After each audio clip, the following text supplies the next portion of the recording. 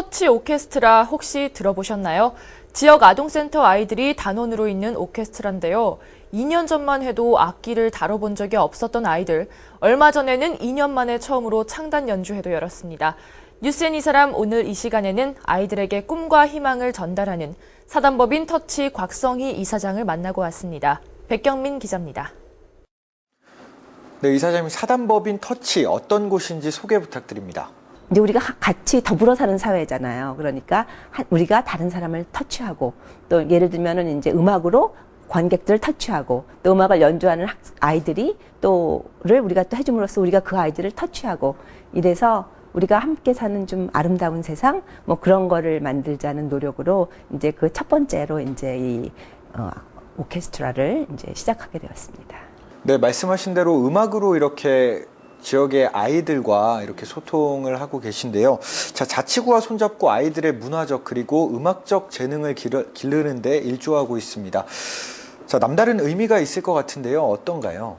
사실 요새는 이제 사람들이 뭐 이렇게 같이 나누는 것에서 뭐 먹을거리라든가 뭐 또 입을거리라든가 이런 것보다는 우리가 이제 조금 더 나아서 문화적으로 뭐 함께 나눠보면 어떨까 이런 것은 이제 약간 방향이 이제 전환이 되고 있는데, 그 이제 사실은 이 동작구에 저희 지인 중에 한 명이 이제 그 아동센터를 하고 계세요. 그래서 그 아동센터에 가서 저희 이제 그 아는 사람들이 그 아이들을 이제 음악을 가르치고 또 공연도 함께 하고 이러면서 그 성장해가는 모습을 한 2, 3년을 보게 됐어요. 그랬더니 너무너무 다른 거예요. 자신감도 있고 또 그걸 나눔으로써 보는 사람으로서 또 우리로서는 또 터치가 돼가지고 너무 그런 많은 걸 배우게 되었고 또 흐뭇하고, 그래서 이번에 한번 음악으로 한번 해보자 그런 생각을 해가지고 아이들과 함께 하게 됐는데, 또 오케스트라라는 게 상당히 중요한 게요. 오케스트라는 한 사람이 튀어서 되는 곳이 아니에요. 함께 사는 법 이런 걸 어릴 때부터 가르치고 또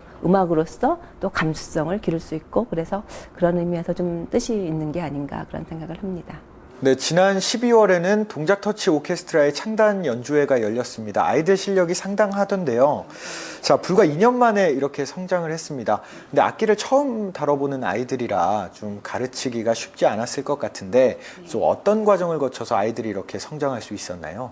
저희가 2년 전에 이제 그 악기 증정식을 동작구에서 처음 했습니다. 그 구청에서. 그래서 처음으로 악기를 보는 거죠. 얘네들이 뭐 어떻게 잡는지도 모르고 이게 다 뭐에 쓰는지도 모르고 그런 아이들이 있어서 한 3개월 정도는 이제 전혀 모르니까 거의 애들이 이제 아동센터 아이들을 중심으로 되어 있거든요. 그래서 이제 아동센터에 이제 자원봉사자들이 가서 이제 아이들의 악기를 가르치고, 3개월이 이제 지나서부터는 이제 동작구청에 일요일 날 모여서 같이 한 번씩 악기를 맞춰보고 이제 그런 걸 하고, 주중에는 한번 자원봉사자님들이 뭐 예를 들면 오보에 선생님, 바이올린 선생님, 뭐 비올라 선생님 따로따로 가셔서 이제 연습을 하고, 그렇게 하고 이제 겨울에는 겨울 캠프 하고, 그리고 요 사이에는 이제 조금씩 이렇게 여러 군데서 또 저희 오케스트라를 초청해 주시는 곳들도 있어요. 그래서 지난번에는 이제 그 아동센터 공연에도 갔었고, 그렇게 해서 이제 애들이 공연을 하게 되면 부쩍부쩍 잘하는 것 같아요. 아무래도 좀 동기부여가 되니까. 네, 화제를 전환해 보겠습니다. 관악구에는 이제 또 아름다운 가게 자명점을 들어서게 하는데 좀 큰 도움을 주셨다고 하는데, 좀 어떤 사연이 있나요? 이제 아름다운 가게에 이제 그 아름다운 가게를 저희가 이제 기증을 한 셈인데요.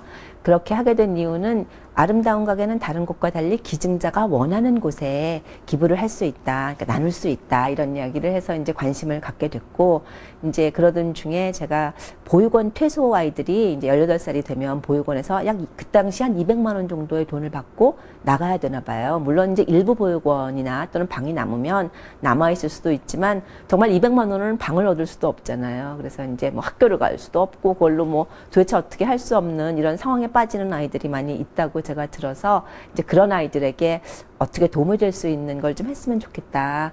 이제 그런 걸 하면서 그 관악 자명점과 함께 하게 됐습니다.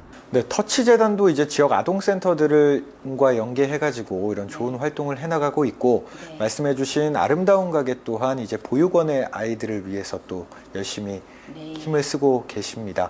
자, 이러한 활동 앞으로 계획 궁금합니다. 어떠신가요?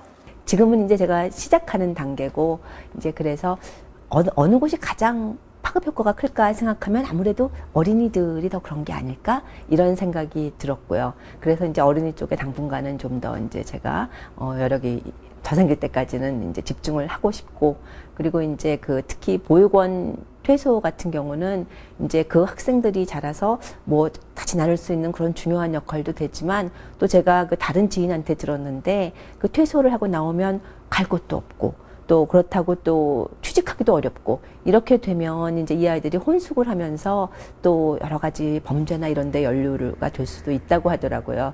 그래서 이런 곳에 지금은 좀 더 우리가 커서 큰 파급 효과를 상대적으로 제가 생각하기에 안 그럴 수도 있지만 그런 곳에 이제 집중을 좀 하고, 제가 또 다른 이제 좀 뭐 10년, 20년이 지나서 좀 더 생각도 바뀌고 또 사회 현상도 바뀌고 그러면 이제 그 다음에는 노인 쪽에 할 수 있으면 좀 관심이 있고, 이제 그 다음쯤 되면 제가 장애우. 근데 이제 그렇게까지 갈 수 있을지는 잘 모르겠어요. 예. 네, 아이들을 위한 따뜻한 마음 계속해서 애써주시길 부탁드리고요. 저 앞으로 또 이런 활동들이 좀 널리 알려져서 이제 지역사회나 뭐 우리 사회를 좀 풍요롭게 만드는데 힘이 됐으면 좋겠습니다. 오늘 말씀 고맙습니다. 네, 감사합니다.